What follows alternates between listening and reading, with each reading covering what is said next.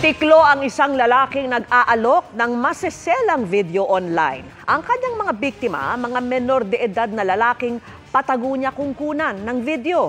Nakatutok si June Veneracion. Bakit ang mga nakita natin sa cellphone mo, ikaw ay aming na-aresto. Mga malalaswang video na patagong kinunan umano ng sospek ang nakalkal ng PNP Anti-Cybercrime Group sa cellphone ng 54 anyos na si alias Blondie. Yun yung pinaka-latest.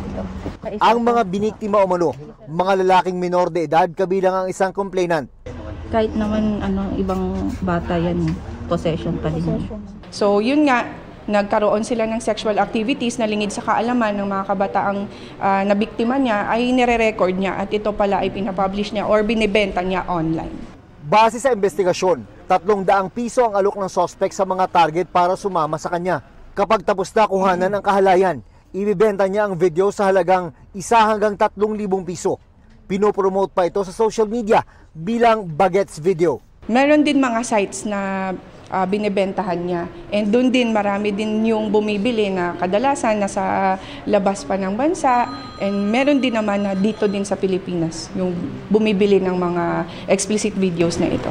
Sinampahan na ng reklamong paglabag sa Anti-Online Sexual Abuse or Exploitation of Children and Anti-Child Sexual Abuse or Exploitation Materials Act o Republic Act 11930 ang sospek na hindi pinayagan ng PNP-ACG na ma-interview ng media. Babala ng PNP-ACG, may pananagutan din sa batas ang mga bumibili ng video. Ang imprisonment po niya ay most likely 6 years and 1 day to 12 years since ginamitan siya ng ICT po. Nag 1 degree higher yung magiging penalty niya. Para sa GMA Integrated News, June Veneracion, nakatutok 24 oras.